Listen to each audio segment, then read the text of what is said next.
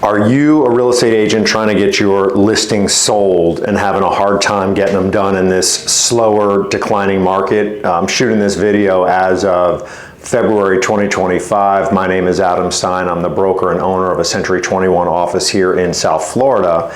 And I wanted to shoot this video to help you realtors that may be struggling to get your listings sold, as we are seeing a decrease in the demand and the rise in supply.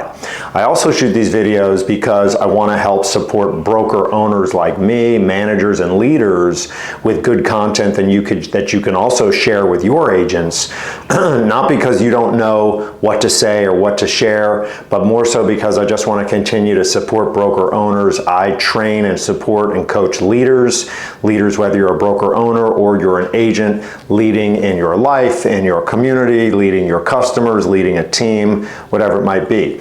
So, and I'm also shooting this here in my active real estate office. Right behind me is activity, so you'll have to forgive me for now. This is the best lighting that we have here in the office for this video content. You're gonna see some people walking around behind me. That's because we're a busy real estate office with agents and closings and trainings and all that kind of stuff. So focus on me and I'll give you some great content.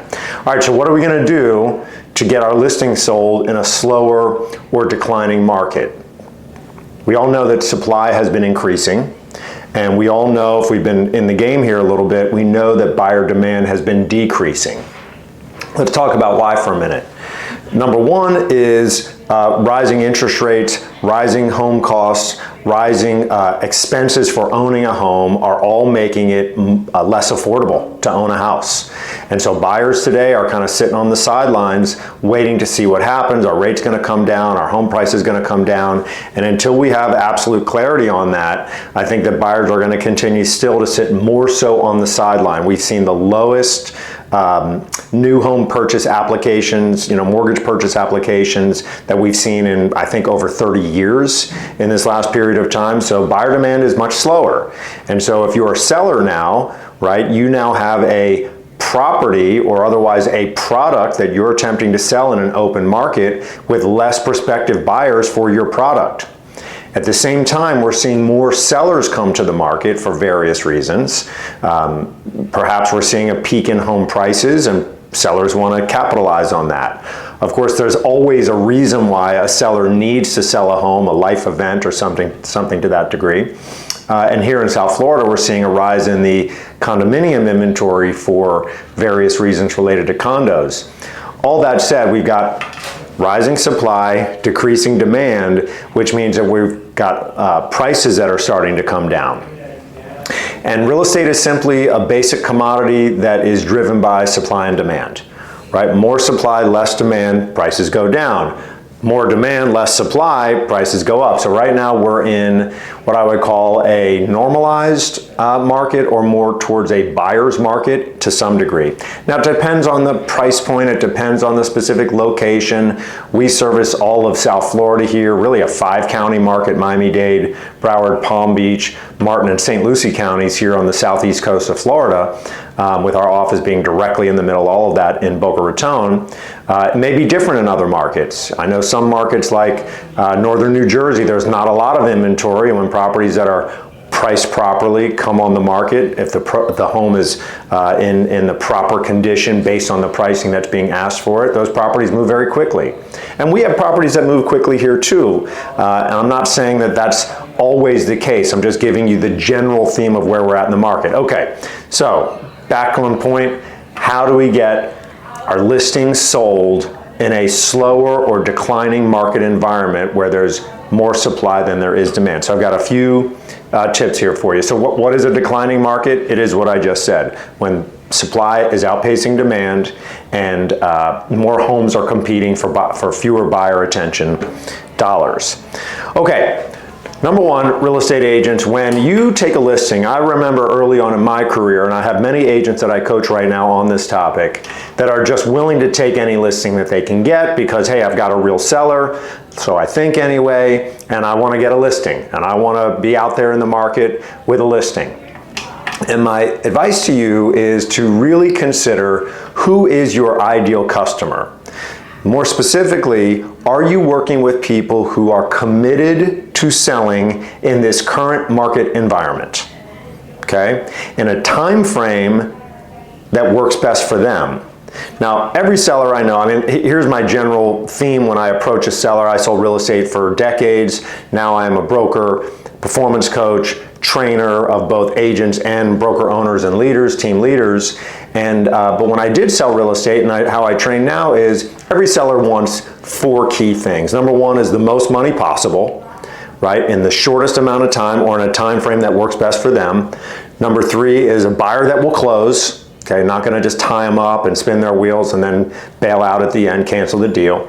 And then 4 is the least amount of stress and headaches, okay? So most money possible, shortest amount of time, buyer that'll close, and the least amount of stress and headaches for the seller. So because we know that's what every seller wants, fine.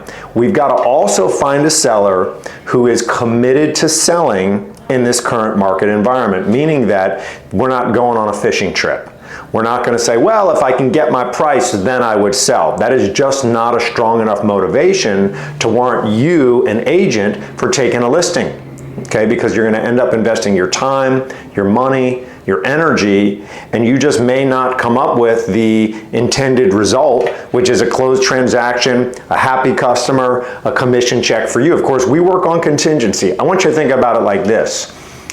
Attorneys get paid in 2 ways, right? Hourly or on contingency. Now, we as real estate agents don't get paid hourly. Maybe we could, I don't know, that could be a model. In general, it doesn't seem that consumer is ready to pay us that way. So we work on contingency. And so you ask a lawyer that works only on contingency, what cases do they take? They're gonna tell you, I take the cases I can win. Right? Now, there might be that flyer of a case where my heart's really into it and I really want to change somebody's life and support somebody, and I'm going to go after it because it's purposeful and I'm on a mission and whatnot. But that can't be you as a real estate agent. You have to take the cases you can win, or stated otherwise, you have to take the listings you can sell. And so that means that you've got to pick the right customers, okay? So, the right customer is committed to selling. The second item for the right customer is a customer who is committed to selling at a price point that the marketplace will meet. Okay, and that means that they have, grounded pricing expectations. They're not off on Pluto while you're on planet Earth. Okay, and here's the thing. Sellers are welcome to ask whatever they want. I mean, it's their home. They can ask whatever they want, but that does not mean, in fact, that you as a realtor need to go on that journey with them. Okay, in particular now, and I get it, right? I live in my home. I love my home. My home is special to me. It means more to me than just a price or a roof and 4 walls, right? It's a special place. But to everyone else, that property is simply another home that could be available to them amongst all the available options or products, and you have to be able to differentiate it and distinguish it as a real estate professional, and price is one of the ways you do it. Okay, so we're going to have that pricing conversation. So let's go there. Pricing and marketing strategy is number 2. So number 1 is you got to pick the right customers. Number 2 is you got to have the right pricing and marketing strategy. So I want to really impress upon you the importance of understanding that list price is not some magical number we come up with like in a Vegas, light sign over top of the house. You know what I mean? It is, list price is part of an effective marketing strategy. Okay, and you're using list price as a way to entice buyers to come and take a look at what you have. Now, how do we come up with list price? We use data, we use facts, we use comparables, we look at days on market, we look at trends in that localized environment. Maybe it's down to the very neighborhood, maybe it's more to the different neighboring neighborhoods, maybe it's the area or the city, whatever it might be. You want to be as localized and specific as possible. As you know, this is not a video on how to price comparables or how to price listings.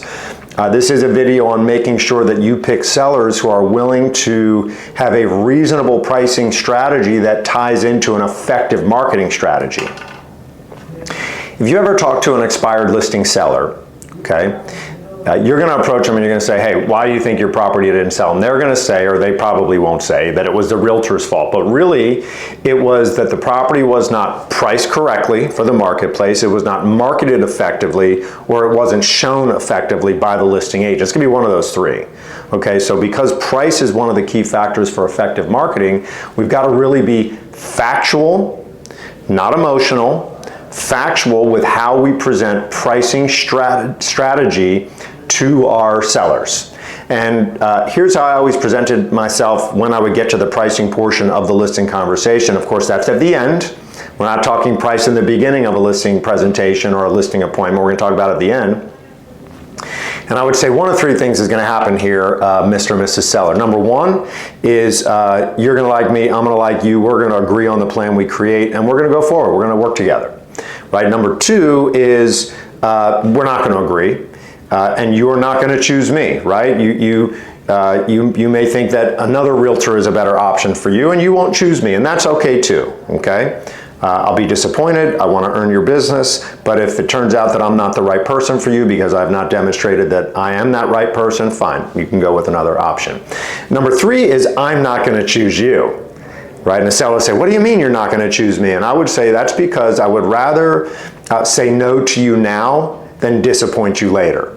And that's because the pricing strategy that you want to work with, the list price that you're going after, is just not grounded in the actual market data. It's not grounded in fact, it's just not grounded in the reality of what's going to happen. And I don't want to disappoint you later by giving you some story now that, oh yeah, let's go do this. And there are agents, we all know who they are, that are going to just take whatever listing they can at whatever price just so that they can get a listing and or buy the listing. That's what that's called, buy the listing, and then work that seller down, knowing all full well that they're not going to sell it at the seller's intended list price, which I just think is such an unfair and unethical and just frankly dishonest approach towards doing business. I'm not here to be critical or to judge anybody. I'm just sharing with you my perspective after having done this for the last 25 years and training and coaching literally thousands of agents and leaders and broker owners.